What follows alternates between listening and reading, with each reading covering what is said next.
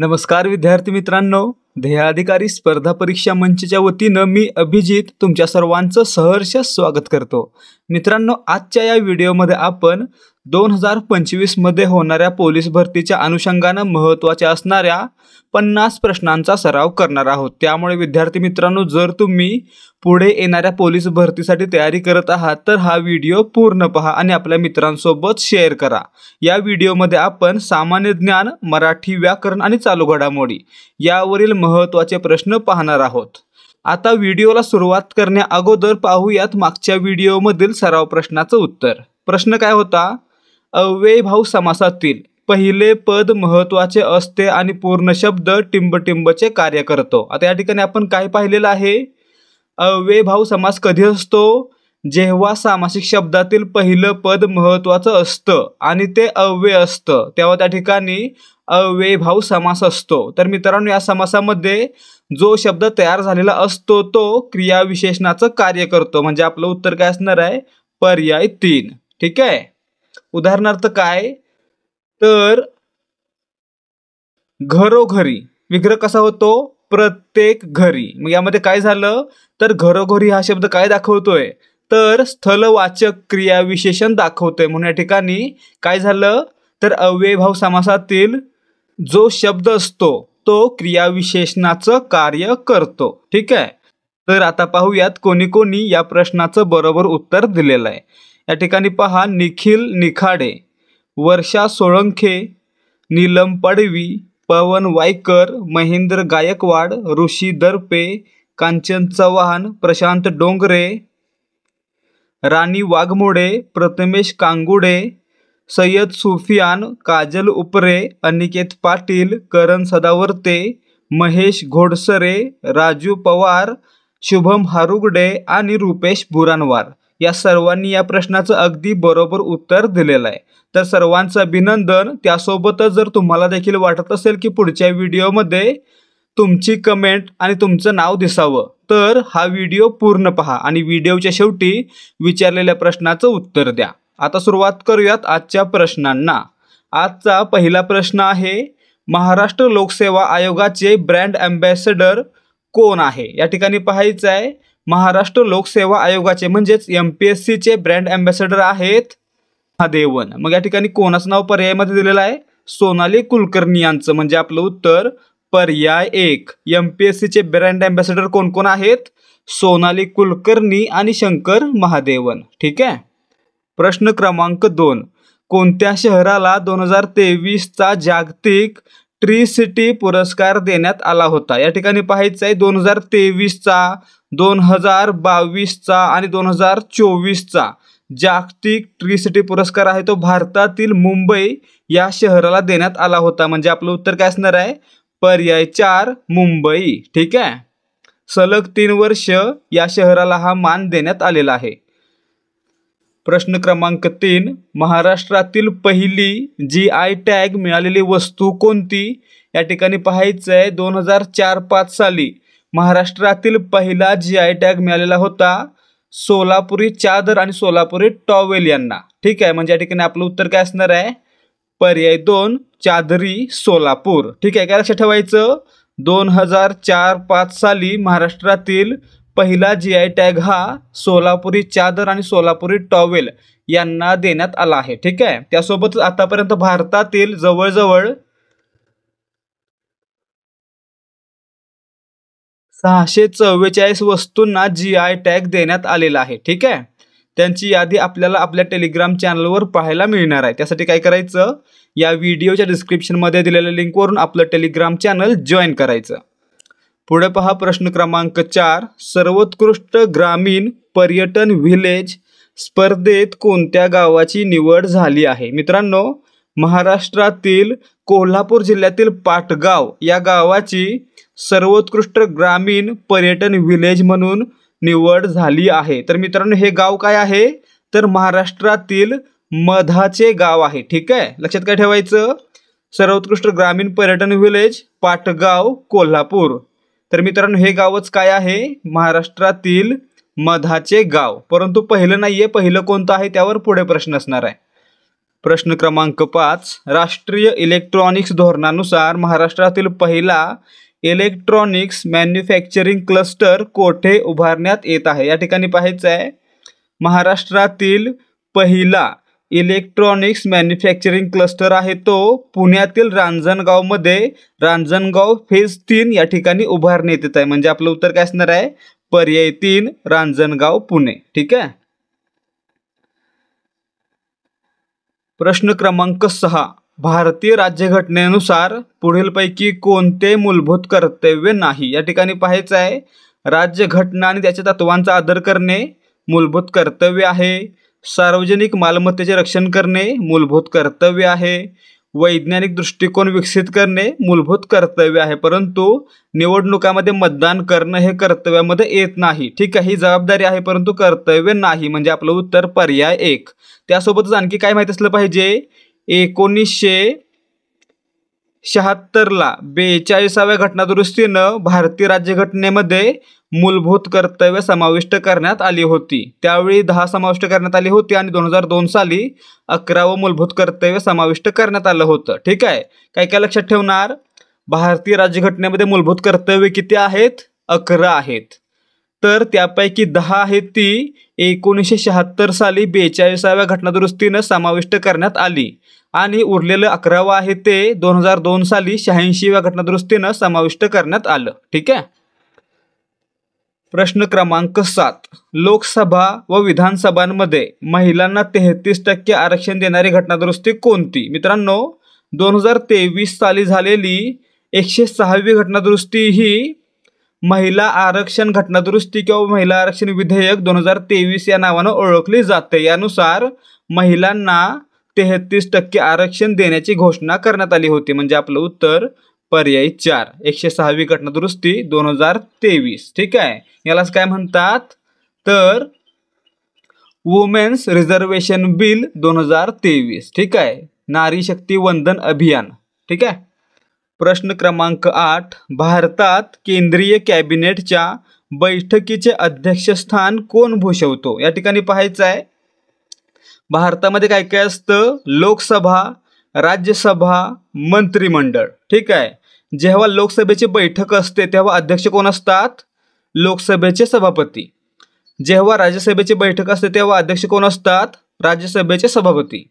आणि जेव्हा संयुक्त बैठक असते, राज्यसभा आणि लोकसभेची संयुक्त बैठक असते, तेव्हा अध्यक्ष कोण असतात?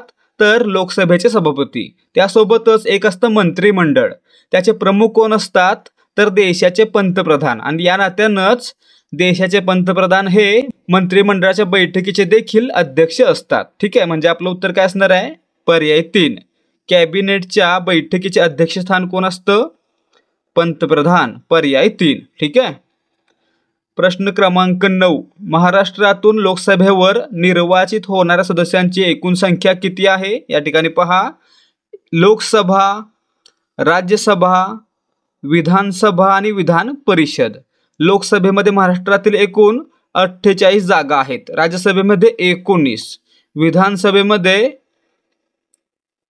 288 आणि विधान परिषदेमध्ये 78. म्हणजे आपलं उत्तर काय असणार या ठिकाणी? लोकसभेवर 48. पर्याय 3. राज्यसभा विचारलं तर 19, विधानसभा विचारलं तर 288 आणि विधान परिषद विचारलं तर 78. ठीक आहे. प्रश्न क्रमांक 10, मणिपूर या राज्याची सीमा टिंबटिंब राज्याला लागत नाही. मित्रांनो, मणिपूरला 3 राज्यांची सीमा लागते. कोणत्या कोणत्या? तर नागालँड, आसाम आणि मिझोरम. म्हणजे आपलं उत्तर काय असणार आहे? पर्याय 4 त्रिपुराची सीमा मणिपूर या राज्याला लागत नाही. पर्याय 4. यासोबतच मणिपूरची राजधानी कोणती आहे? इम्फाळ. ठीक आहे. आता या ठिकाणी आपण महत्त्वाच्या प्रश्नांचा सराव ऑलरेडी करत आहोत. त्यासोबतच जर तुम्हाला पोलीस भरती, तलाठी भरती या परीक्षांसाठी दररोज 100 प्रश्नांची क्विज सोडवायची आहे, तर त्यासाठी काय करायला लागेल? तर या व्हिडिओच्या डिस्क्रिप्शनमध्ये दिलेल्या लिंकवरून आपलं टेलिग्राम चॅनल जॉईन करायला लागेल. कारण आपण आपल्या टेलिग्राम चॅनलवर दररोज सरावासाठी 100 प्रश्न देत आहोत. त्यामुळे जर तुम्हाला असं वाटत असेल की जास्तीत जास्त सराव करावा, तर तुम्ही देहाधिकारी स्पर्धा परीक्षा मंचचं टेलिग्राम चॅनल नक्की जॉईन करा. आपल्या चॅनलची लिंक डिस्क्रिप्शनमध्ये दिलेली आहे. त्यासोबतच आपलं चॅनल जॉईन करण्याचा आणखी एक फायदा होणार आहे की आपल्याला सराव प्रश्नांसोबतच दररोज महत्त्वाच्या अपडेट्स आणि चालू घडामोडी यांचा देखील सराव करता येणार आहे। त्यामुळे जर तुम्ही स्पर्धा परीक्षांसाठी तयारी करत आहात तर आपलं चॅनल नक्की जॉईन करा। चॅनलची लिंक डिस्क्रिप्शनमध्ये दिलेली आहे। लिंक जर ओपन होत नसेल तर दिलेल्या नंबरवर जॉईन असा मेसेज पाठवा। पुढे पहा, प्रश्न क्रमांक 11, महाराष्ट्रातील किती जिल्ह्यांच्या सीमा कर्नाटक राज्यास लागून आहेत? या ठिकाणी पहा, महाराष्ट्रातील एकूण 7 जिल्ह्यांच्या सीमा कर्नाटक राज्याला लागतात, म्हणजे आपलं उत्तर पर्याय 3। कोणते कोणते 7 जिल्हे आहेत?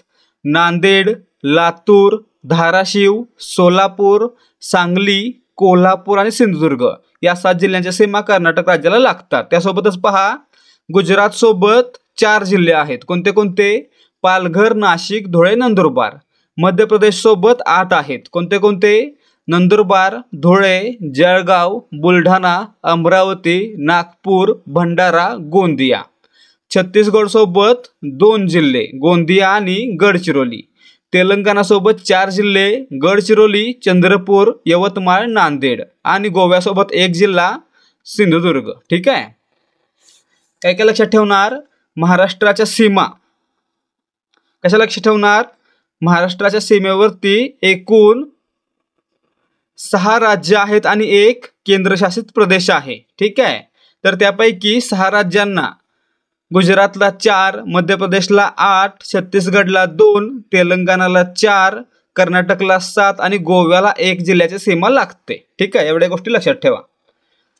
प्रश्न क्रमांक 12, महाराष्ट्रातील पर्वत शिखरांच्या उंचीनुसार खालीलपैकी अचूक उतरता क्रम कोणता? या ठिकाणी पहा, सर्वात उंच शिखर कळसुबाई 1646 मीटर, दुसऱ्या क्रमांकाला साल्हेर 1567 मीटर, तिसऱ्या क्रमांकाला कोणता असणार यापैकी? महाबळेश्वर 1438 मीटर आणि चौथ्या क्रमांकाला त्र्यंबकेश्वर 1304 मीटर। म्हणजे आपलं उत्तर काय असणार आहे? पर्याय 1। उतरता क्रम पर्याय 1 प्रमाणे, कळसुबाई 1646, साल्हेर 1567, महाबळेश्वर 1438 आणि त्र्यंबकेश्वर 1304। ठीक आहे, त्यासोबतच पहा, कळसुबाई अहमदनगर म्हणजे अहिल्यादेवीनगर जिल्ह्यामध्ये, साल्हेर नाशिक जिल्ह्यामध्ये, महाबळेश्वर सातारा जिल्ह्यामध्ये आणि त्र्यंबकेश्वर नाशिक जिल्ह्यामध्ये। ठीक आहे, प्रश्न क्रमांक 13, दरकेसा टेकड्या महाराष्ट्राच्या कोणत्या जिल्ह्यात आढळतात? मित्रांनो, दरकेसा टेकड्या आहेत त्या महाराष्ट्राच्या गोंदिया जिल्ह्यामध्ये आढळतात, म्हणजे आपलं उत्तर पर्याय 3। ठीक आहे, दरकेसा गोंदिया। प्रश्न क्रमांक 14, यवतमाळ जिल्ह्यास किती जिल्ह्यांच्या सीमा लागून आहेत? मित्रांनो, यवतमाळला एकूण 6 जिल्ह्यांच्या सीमा लागतात, म्हणजे आपलं उत्तर काय असणार आहे? पर्याय 3, 6 जिल्हे। कोणते कोणते? तर चंद्रपूर, वर्धा, अमरावती, वाशिम, हिंगोली आणि नांदेड या 6 जिल्ह्यांच्या सीमा यवतमाळ जिल्ह्याला लागतात। ठीक आहे, प्रश्न क्रमांक 15, पेंच व्याघ्र राखीव क्षेत्र खालीलपैकी कोणत्या राज्याशी निगडित आहे? मित्रांनो, पेंच व्याघ्र प्रकल्प मध्य प्रदेशमधील सिवनी आणि छिंदवाडा या 2 जिल्ह्यांमध्ये पसरलेला आहे। त्यासोबतच महाराष्ट्रातील नागपूर जिल्ह्यामध्ये देखील याचा विस्तार आहे, म्हणजे आपलं उत्तर काय असणार आहे? पेंच व्याघ्र प्रकल्प महाराष्ट्र आणि मध्य प्रदेश, म्हणजे पर्याय 2। लक्षात ठेवायचं, याची स्थापना 1977 ला करण्यात आली होती। आणि मित्रांनो, या ठिकाणी वाहणाऱ्या पेंच नदीवरून याला पेंच हे नाव देण्यात आलेलं आहे। प्रश्न क्रमांक 16, लोह खनिज असलेल्या लोहाच्या प्रमाणावरून लोह खनिजांचे उच्च प्रतीकडून कमी प्रतीकडे क्रम लावा। या ठिकाणी पाहायचं आहे, सर्वाधिक लोह खनिज कोणत्या प्रकारामध्ये असतं? तर मॅग्नेटाइट मध्ये असतं, म्हणजे मॅग्नेटाइट 1 नंबरला आला। ठीक आहे, दुसऱ्या क्रमांकाला कोण असणार आहे? हेमेटाइट, म्हणजे हे 2 नंबरला आलं। तिसऱ्या क्रमांकाला कोणतं? लिमोनाइट, हे 3 नंबरला आलं आणि चौथ्या क्रमांकाला सिडेराइट 4 नंबरला आलं, म्हणजे आपलं उत्तर काय असणार आहे? CADB। कुठं आहे CADB? पर्याय 2 मध्ये, म्हणजे आपलं उत्तर पर्याय 2। कसा क्रम असणार आहे उतरता क्रम? मॅग्नेटाइट, हेमेटाइट, लिमोनाइट आणि सिडेराइट। ठीक आहे,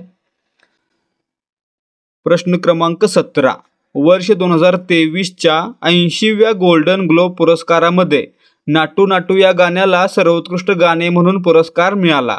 नाटू नाटू हे गाणे RRR या चित्रपटातील असून या गाण्याचे गायक कोण आहेत? या ठिकाणी पाहायचा आहे. हा प्रश्न पोलीस भरतीला विचारण्यात आलेला होता म्हणून हा प्रश्न पुन्हा पुन्हा घेतलेला आहे. तर मित्रांनो, हे गाणं आहे ते काला भैरव आणि राहुल सिपलीगंज यांनी गायलेलं होतं. म्हणजे आपलं उत्तर पर्याय 2. ठीक आहे.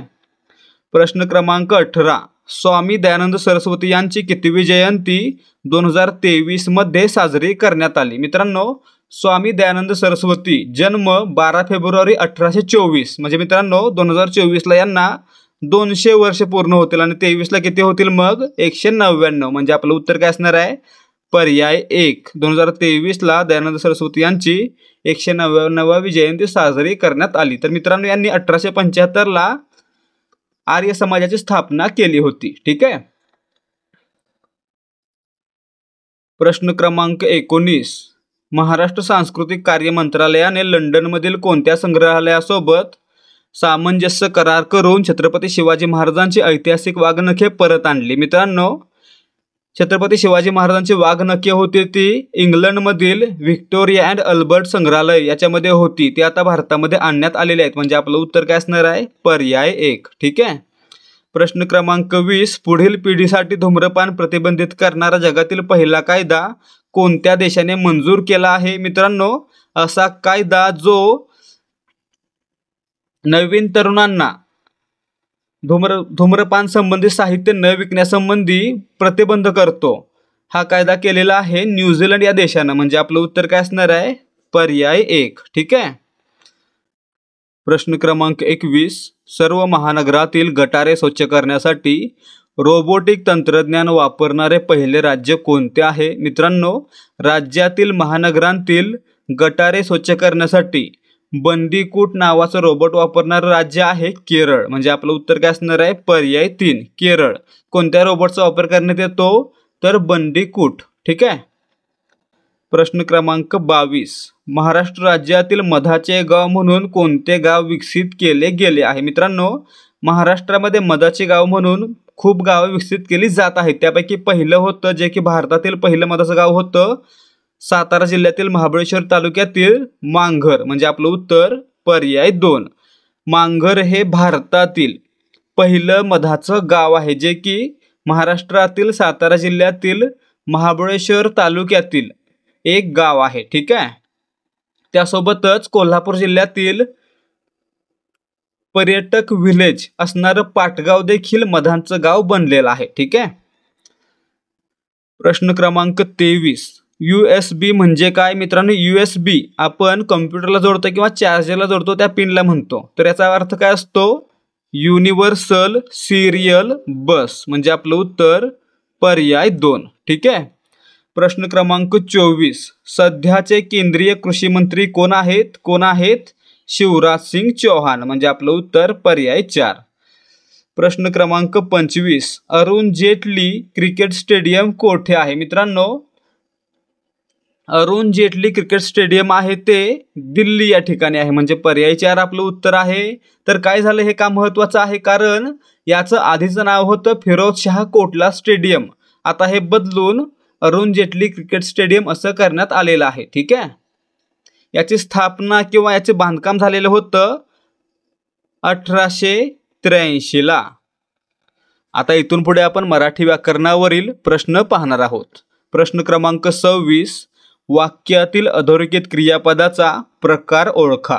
चेंडू सीमारेषेबाहेर जाऊन स्थिरावला. या ठिकाणी पहा, क्रियापद कोणता आहे? स्थिरावला. आता नीट लक्ष द्या. स्थिरावला हे क्रियापद कसं बनलेलं आहे? तर स्थिर या विशेषणापासून बनलेलं आहे. आणि आपण काय पाहिलं, जर एखादा शब्द दुसऱ्या शब्दापासून बनला असेल तर त्याला काय म्हणायचं? साधित शब्द. जर तो शब्द त्याच्या मूळ रूपामध्ये असेल तर सिद्ध शब्द, आणि जर दुसऱ्या शब्दापासून बनला असेल तर साधित शब्द. त्यामुळे स्थिरावला काय झालं? साधित शब्द झालं, साधित क्रियापद झालं. म्हणजे आपलं उत्तर पर्याय 2. ठीक आहे. स्थिरावला हे साधित क्रियापद आहे. हा एक साधित शब्द आहे. प्रश्न क्रमांक 27. वारंवार हे कोणते क्रियाविशेषण आहे? मित्रांनो, एखादी क्रिया वारंवार घडते, पुन्हा पुन्हा घडते, म्हणजेच सातत्याने घडते हे दाखवण्यासाठी वारंवार हे सातत्यदर्शक क्रियाविशेषण वापरलं जातं. म्हणजे आपलं उत्तर काय असणार आहे? वारंवार हे सातत्यदर्शक आहे. पर्याय 4. आवृत्तीदर्शक कधी असेल? जेव्हा आपण म्हणतो की दुप्पट, तिप्पट, दहापट, चौपट, तेव्हा त्याला काय म्हणणार? आवृत्तीवाचक म्हणणार. ठीक आहे. प्रश्न क्रमांक 28. या टोपीखाली दडलंय काय? या वाक्यातील अधोरेखित शब्दाचा प्रकार ओळखा. या ठिकाणी पाहायचं आहे, टोपी या नामाला खाली हा शब्द जोडला गेलेला आहे. आणि आपण काय पाहिलेलं आहे? ए टू झेड मराठी व्याकरण सिरीजमध्ये नामाला जोडून येणाऱ्या अविकारी शब्दाला काय म्हणायचं? शब्दयोगी अव्यय. म्हणजे आपलं उत्तर काय असणार या ठिकाणी? खाली हे काय आहे? शब्दयोगी अव्यय. पर्याय 2 आपलं उत्तर आहे. नामाला काय जोडून येतं? एकतर शब्दयोगी अव्यय किंवा प्रत्यय. ठीक आहे. प्रश्न क्रमांक 29. खालीलपैकी देव या नामाचे अनेक वचन कोणते? मित्रांनो, देवचं अनेक वचन होतं का? नाही होत आहे. एक देव आणि 33 कोटी देव. देव आहेच राहतं. म्हणजे आपलं उत्तर पर्याय 3. देवचं अनेक वचन देवच. थांबा आणि स्किप न करता पूर्ण माहिती व्यवस्थित पहा. जर तुम्ही 2025 मध्ये होणाऱ्या पोलीस भरतीसाठी तयारी करत आहात आणि त्यासाठी तुम्हाला महत्त्वाचे प्रश्न आणि महत्त्वाच्या प्रश्नपत्रिकांचा सराव करायचा आहे, तर तुमच्यासाठीच ध्येयाधिकारी स्पर्धा परीक्षा मंच घेऊन आलेला आहे. 25 रुपयांमध्ये 10 प्रश्नपत्रिकांचा संच, ज्यामध्ये तुम्हाला 10 प्रश्नपत्रिका फक्त 25 रुपयांना मिळणार आहेत. आणि त्यामध्ये तुम्हाला प्रत्येक प्रश्नाचं संपूर्ण डिटेलमध्ये स्पष्टीकरण मिळणार आहे. त्यामुळे जर तुम्हाला महत्त्वाच्या प्रश्नांचा सराव करायचा आहे आणि चांगले गुण मिळवायचे आहेत, तर तुम्ही हा संच नक्की विकत घ्या. जर तुम्हाला हा संच कसा आहे हे पाहायचं असेल, तर तुम्हाला त्यासाठी एक डेमो प्रश्नपत्रिका फ्रीमध्ये दिली जाईल. त्यासाठी डिस्क्रिप्शनमध्ये दिलेल्या कॉन्टॅक्ट ध्येयाधिकारी या लिंकवरून टेलिग्रामवर आपल्या ॲडमिनला डेमो असा मेसेज पाठवायचा आहे. त्यानंतर ॲडमिन तुम्हाला एक डेमो प्रश्नपत्रिका फ्रीमध्ये देईल. ती प्रश्नपत्रिका पहा, सोडवा आणि आवडल्यास तुम्ही हा संच विकत घेऊ शकता. प्रश्न क्रमांक 30. गाडी फार वेगाने आली या वाक्याचे उद्गारार्थी रूपांतर ओळखा. या ठिकाणी पहा, गाडी फार वेगाने आली या वाक्यामधून काय दिसतंय? तर गाडी वेगाने आली याबद्दल आश्चर्य व्यक्त केलं जात आहे. तर मित्रांनो, यासाठी काय करणार आपण? मग आश्चर्यदर्शक केवल प्रयोगी अव्यय वापरणार. आणि ते कोणतं वापरलं या ठिकाणी? मग बापरे. बापरे, किती वेगाने आली गाडी. म्हणजे आपलं उत्तर पर्याय 2. ठीक आहे. उद्गारार्थी वाक्यामध्ये काय असतं? तर केवल प्रयोगी अव्यय आलेलं असतं. प्रश्न क्रमांक 31. नेहमी दुसऱ्याला मदत करा वाक्य प्रकार ओळखा. या ठिकाणी पाहायचं आहे, जेव्हा एखाद्या वाक्यामध्ये आज्ञा, विनंती, उपदेश असेल, तर त्या ठिकाणी काय म्हणायचं? ते वाक्य आज्ञार्थी वाक्य आहे. ठीक आहे. मग या ठिकाणी पहा, नेहमी दुसऱ्याला मदत करा हे काय आहे? उपदेश आहे. म्हणून हे काय झालं? आज्ञार्थी वाक्य. म्हणजे पर्याय 1 आपलं उत्तर आहे. विद्यार्थी कधी असणार आहे? जेव्हा एखादी क्रिया घडावी असं वाटत असतं तेव्हा विद्यार्थी वाक्य होतं. जसं की घडावा, घडावी, घडावे, म्हणजे शेवटी काय असणार आहे? वा, वी, वे. तर काय म्हणायचं? विद्यार्थी. ठीक आहे. स्वार्थी कधी? जर वाक्यातील क्रियापदावरून फक्त काळाचा बोध होत असेल तर त्या ठिकाणी स्वार्थी वाक्य. आणि संकेतार्थी कधी? जर वाक्यातील क्रिया दुसऱ्या गोष्टीवर अवलंबून आहे असं दाखवलं असेल तर संकेतार्थी. ठीक आहे. प्रश्न क्रमांक 32. पुढील वाक्यातील प्रयोग ओळखा. आई वडिलांनी मुलांना मायेने वाढवले. या ठिकाणी पहा, आई वडिलांनी मुलांना मायेने वाढवले. या ठिकाणी पहा, आई वडिलांनी हे काय आहे? कर्ता, मुलांना कर्म आणि वाढवले क्रियापद. मग या ठिकाणी काय करूया आपण? कर्त्याचं रूप बदलूया. आई वडिलांनी ऐवजी आईने म्हणूया. ठीक आहे. आईने मुलांना मायेने वाढवले किंवा आईने मुलाला मायेने वाढवले. या ठिकाणी काय झालं? जेव्हा आपण कर्त्याचं रूप बदललं तेव्हा क्रियापदाचं रूप बदललं का? नाही बदललं. आणि जेव्हा आपण कर्माचं रूप बदललं तेव्हा बदललं का? नाही बदललं. म्हणजे या ठिकाणी वाक्यातील क्रियापदाचं रूप हे कर्त्याच्या लिंगवचनानुसार बदलत नाही किंवा कर्माच्या लिंगवचनानुसार बदलत नाही. तेव्हा त्या ठिकाणी भावे प्रयोग असणार आहे. म्हणजे आपलं उत्तर काय असणार या ठिकाणी? पर्याय 3 भावे प्रयोग. ठीक आहे. प्रश्न क्रमांक 33. हरिहर या शब्दांतील 2 पदांमध्ये वापरलेले चिन्ह कोणते? या ठिकाणी पाहायचं आहे, 2 शब्दांमध्ये ते शब्द जोडण्यासाठी तसेच वाक्याच्या शेवटी, ओळीच्या शेवटी जर एखादा शब्द अपूर्ण असेल तर तो शब्द पूर्ण करण्यासाठी जे चिन्ह वापरतात त्याला काय म्हणायचं? संयोग चिन्ह. म्हणजे आपलं उत्तर काय असणार या ठिकाणी? हरिहरमध्ये आलेलं संयोग चिन्ह आहे. पर्याय 3 आपलं उत्तर असणार आहे. प्रश्न क्रमांक 34. अभंग म्हणजे काय? मित्रांनो, अभंग म्हणजे हा एक आहे काव्याचा, कवितेचा प्रकार आहे. म्हणजे आपलं उत्तर पर्याय 3.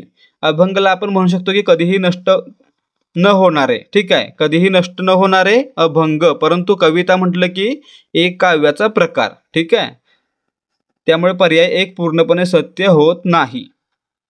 जर आपण म्हटलं की कधीही नष्ट न होणारे तर अभंग, परंतु कविता पुढे जोडलं म्हटलं की ते अभंग नाही झालं. ठीक आहे, परंतु एक काव्याचा प्रकार आहे का? तर आहे. प्रश्न क्रमांक 35. हलाहल या शब्दाचा अर्थ काय? या ठिकाणी पहा, हलाल म्हणजे विष. पर्याय 2. त्यासोबत त्याच्या विरोधार्थी अमृत. ठीक आहे. प्रश्न क्रमांक 36. घागरगडचा सुभेदार या वाक्यप्रचाराचा अर्थ पुढीलपैकी कोणता? या ठिकाणी पाहायचं, सुभेदार कोण असतो? तर सुभ्याचा प्रमुख असतो, ज्याच्याकडे पूर्ण जबाबदारी असते. त्याच प्रकारे घागरींची ज्याच्याकडे जबाबदारी आहे, म्हणजे ज्याच्याकडे पाणी भरण्याची जबाबदारी आहे, त्याला काय म्हणणार? घागरगडचा सुभेदार. आणि पाणी भरणारा कोण असतो? पाणक्या. म्हणजे या ठिकाणी घागरगडचा सुभेदार म्हणजेच पाणक्या. पर्याय 4. ठीक आहे, त्याच्याकडे कोणती जबाबदारी आहे? पाणी भरण्याची, म्हणून त्याला काय म्हणतोय? घागरगडचा सुभेदार. प्रश्न क्रमांक 37. चुरमुरे खात बसणे या वाक्यप्रचाराचा बरोबर अर्थ कोणता? मित्रांनो, चुरमुरे खात बसणे म्हणजे काय? खजील होणे किंवा पदरी काहीच न पडणे. म्हणजे आपलं उत्तर काय असणार आहे? पर्याय 4. फक्त ए आणि बी बरोबर. ठीक आहे.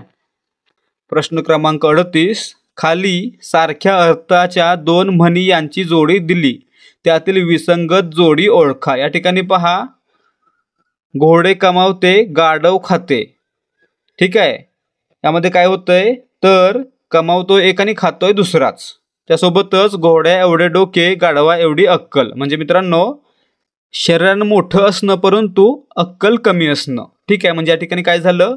या दोन्हीचा अर्थ समान आहे का? नाही. म्हणजे पर्याय 1च आपलं उत्तर असणार आहे. ठीक आहे, त्यासोबतच पाहायचं आहे, ओसाड रानात एरंडाचा उदो उदो आणि वासरात लंगडी गाय शहाणी हे दोन्ही काय आहेत? समान अर्थाचे आहेत. त्याचप्रकारे इतर 2 देखील समान अर्थाचे आहेत, परंतु पर्याय 1 मध्ये काय? समान अर्थ नाहीत. प्रश्न क्रमांक 39. शेतातील काम झाल्यानंतर काम करणाऱ्यांना दिल्या जाणाऱ्या भोजनासाठी पुढीलपैकी कोणता शब्द वापरला जातो? मित्रांनो, शेतामध्ये काम झाल्यावर काम करणाऱ्यांना जे जेवण दिलं जातं त्याला काय म्हणायचं? इरिदी म्हणायचं. म्हणजे आपलं उत्तर पर्याय 2. ठीक आहे, हा प्रश्न 2019ला देखील आलेला होता आणि आता देखील आलेला होता. प्रश्न क्रमांक 40. पुढील वाक्यांपैकी शुद्ध वाक्य कोणते? पर्याय 4. नागपूरपासून कोल्हापूरपर्यंत महाराष्ट्राच्या स्त्रियांच्या फॅशनमध्ये मोठीच क्रांती झालेली दिसते. वर या ठिकाणी पहा, नागपूरपासून हे चुकलं. या ठिकाणी कोल्हापूरपर्यंत दिलं, हे चुकलं. या ठिकाणी पास न दिलंय, हे पण चुकलं. म्हणजे पर्याय 4 योग्य आहे. ठीक आहे. प्रश्न क्रमांक 41. पुढीलपैकी महाप्राण व्यंजन कोणते? मित्रांनो, महाप्राण कोणता आहे? मूळ. हा मूळ महाप्राण आहे. म्हणजे आपलं उत्तर पर्याय 1. त्यासोबतच पहा, ज्या ज्या अक्षरांचा, ज्या ज्या वर्णांचा उच्चार करताना चा उच्चार होतो त्या प्रत्येक वर्णाला काय म्हणायचं? महाप्राण. उदाहरणार्थ समजा आपण 5-5चे गट केले, क, ख, ग, घ आणि न.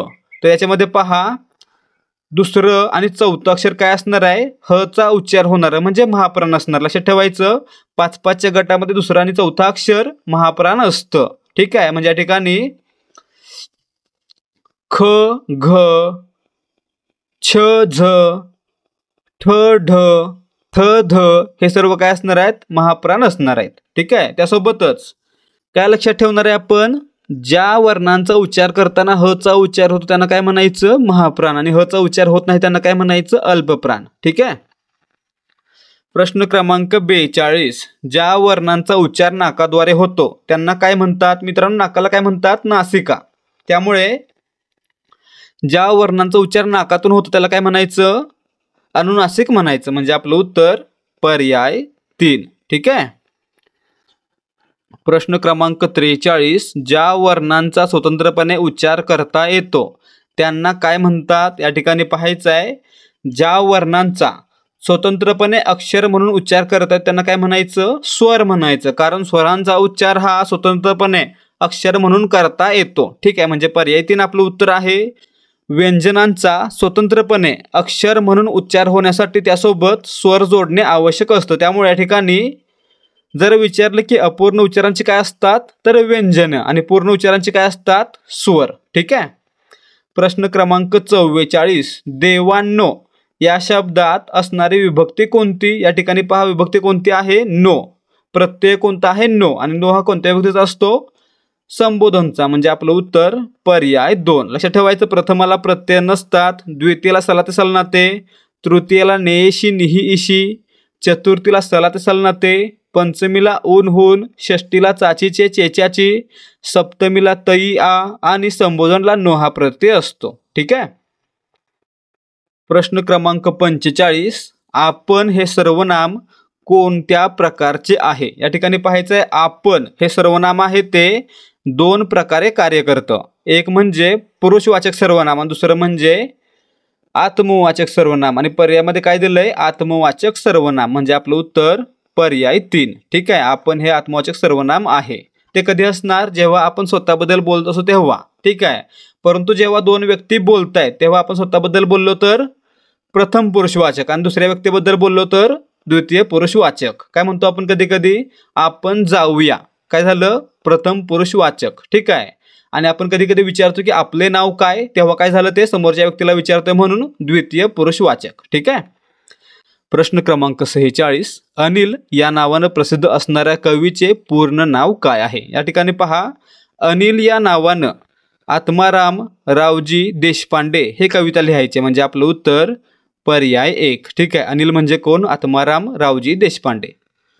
प्रश्न क्रमांक 47, खालील शब्दांपैकी भाववाचक नाम नसलेला शब्द ओळखा. मित्रांनो, भाववाचक नाम म्हणजे काय असतं? असं नाव जे विशेषणापासून बनलेलं असतं आणि त्या नामाच्या वस्तूला स्पर्श करता येत नाही त्याला काय म्हणणार? भाववाचक नाम. उदाहरणार्थ वात्सल्य, याला स्पर्श करता येतो का? नाही करता येत. गोडवा स्पर्श करता येत नाही, ओलावा स्पर्श करता येत नाही. परंतु भोळसर, तर मित्रांनो भोळसर हे काय आहे? विशेषण आहे. म्हणजे आपलं उत्तर पर्याय 2. भोळसर हे विशेषण आहे, भाववाचक नाम नाही. प्रश्न क्रमांक 48, आपण सकाळी फिरायला गेला होता का यातील ठळक शब्दाच्या सर्वनामाचा प्रकार कोणता? मित्रांनो, आपण काय विचारलं? आपण पुढच्या व्यक्तीला विचारतोय तेव्हा काय म्हणणार आपण? द्वितीय पुरुषवाचक. ठीक आहे. जर आपण एकट्या स्वतःबद्दल बोलत असू तर आत्मवाचक सर्वनाम. जर आपण दुसऱ्याशी बोलताना स्वतःबद्दल बोलत असू तर प्रथम पुरुषवाचक, आणि दुसऱ्याला उद्देशून आपण म्हटलं तर द्वितीय पुरुषवाचक. म्हणजे या ठिकाणी काय होतंय? आपण दुसऱ्याला उद्देशून प्रश्न विचारतोय, आपण सकाळी फिरायला गेला होता का? म्हणजे या ठिकाणी काय झालं? द्वितीय पुरुषवाचक. म्हणजे पर्याय 3 आपलं उत्तर आहे. प्रश्न क्रमांक 49, खालील शब्दातील एकवचनी शब्द कोणता? या ठिकाणी पहा, कन्या, एक कन्या, अनेक कन्या. या ठिकाणी निश्चितपणे सांगता येत नाही की कन्या एकवचनी आहे की अनेकवचनी आहे. डोळे अनेकवचनी, सुळे अनेकवचनी, परंतु केळे एकवचनामध्ये आहे. केळे अनेकवचनामध्ये काय होणार? केळी. म्हणजे आपलं उत्तर काय असणार या ठिकाणी? पर्याय 4 केळे हा शब्द एकवचनी आहे. प्रश्न क्रमांक 50, कावळ्याने आकाशात झेप घेतली अधोरेखित शब्दाचे सामान्य रूप कोणते? या ठिकाणी पहा, सामान्य रूप म्हणजे काय असतं आधी पाहूया. समजा या ठिकाणी शब्द आहे कावळा. ठीक आहे. काय झालं? याला ने हा प्रत्यय जोडायचा आहे. त्या अगोदर काय होणार? त्याच्या रूपामध्ये काहीतरी बदल होणार, आणि काय होणार? त्याला एखादा दुसरा प्रत्यय देखील लागला जाणार. ठीक आहे. त्यावेळी काय होते मग? कावळा या शब्दाला ने हा प्रत्यय लागण्यापूर्वी कावळाचं काय होतं? कावळ्या होतं. म्हणजे कावळ्या हे काय झालं? त्याचं सामान्य रूप. म्हणजे आपलं उत्तर काय असणार या ठिकाणी? पर्याय 2. कावळ्याने आकाशात झेप घेतली यामध्ये कावळ्या हे सामान्य रूप आलेलं आहे, आणि मूळ रूप विचारलं तर कावळा. ठीक आहे. लक्षात काय ठेवणार? सामान्य रूप म्हणजे काय असतं? जेव्हा एखाद्या शब्दाला प्रत्यय जोडला जाणार असतो तेव्हा त्या ठिकाणी त्याच्या रूपामध्ये जो बदल होतो त्या बदल झालेल्या शब्दाला काय म्हणायचं? सामान्य रूप म्हणायचं. ठीक आहे. तर विद्यार्थी मित्रांनो, हे होते आजचे अतिसंभाव्य प्रश्न. आता पाहूयात आजच्या व्हिडिओमधील माहितीच्या आधारे एक सराव प्रश्न. प्रश्न आहे, खालीलपैकी महाप्राण व्यंजन कोणते? स, ध, फ की वरील सर्व? विद्यार्थी मित्रांनो, जर तुम्ही व्हिडिओ व्यवस्थित पाहिला असेल तर तुम्हाला याचं उत्तर नक्कीच देता येईल. जर तुम्हाला याचं उत्तर देता येत असेल तर व्हिडिओ खाली नक्कीच कमेंट करा. त्यासोबतच जर तुम्हाला हा व्हिडिओ आवडला असेल, व्हिडिओमधील माहिती समजली असेल तर या व्हिडिओला एक लाईक नक्की करा आणि आपल्या मित्रांसोबत देखील शेअर करा. तसेच याचसारखे आणखी व्हिडिओ पाहण्यासाठी ध्येयाधिकारी स्पर्धा परीक्षा मंच या आपल्या यूट्यूब चॅनलला सबस्क्राईब करा आणि आपल्या चॅनलवर अपलोड करण्यात येणारे व्हिडिओ आणि इतर माहिती तुमच्यापर्यंत लवकरात लवकर पोहोचावी यासाठी बेल आयकॉनवर क्लिक करा आणि ऑलवर सेट करा. भेटूयात या सिरीजच्या पुढच्या भागामध्ये. जय हिंद, जय महाराष्ट्र.